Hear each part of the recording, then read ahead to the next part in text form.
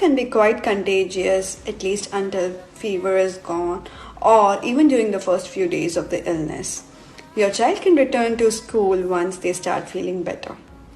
To prevent croup, take the same steps and measures you use to prevent colds and flu. Frequent hand washing is the most important step. Keep your child away from anyone who is sick.